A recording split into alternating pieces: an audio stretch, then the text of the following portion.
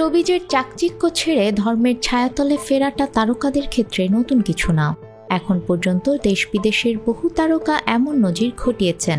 বাংলাদেশের শোবিজাঙ্গনেও রয়েছেন এমন অনেকে।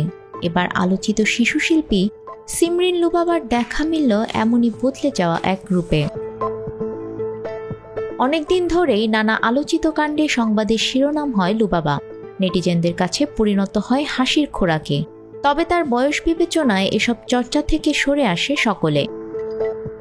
সিমরিন লুবাবা ফের সংবাদের শিরোনাম, তবে প্রেক্ষাপট ভিন্ন। এই ঈদে জামা জুতো অ্যাকসেসরিজের ডিসকাউন্ট। অনেকদিন ধরেই নিজেকে ইসলামের ছায়াতলে এনেছে লুবাবা, তবে নিয়মিত রয়েছে ব্লগিংয়ে, অর্থাৎ সামাজিক ফুড ব্লগিং, ট্যুর ব্লগিং তার কাছে নিয়মিত। এছাড়াও ইসলামিক ফ্যাশন ইনফ্লুয়েন্সার হিসেবেও নেটিজেনদের কাছে প্রিয় মুখ হয়ে উঠছে সে। বলা বাহুল্য, তাকে নিয়ে এখন অনেকেই প্রশংসায় মাতছেন।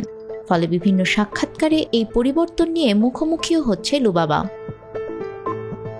সম্প্রতি এক সাক্ষাৎকারে অনুরাগীদেরকে ইসলামের ছায়াতলে আসা এই শিশুশিল্পী শোনালো পরকালের কথা।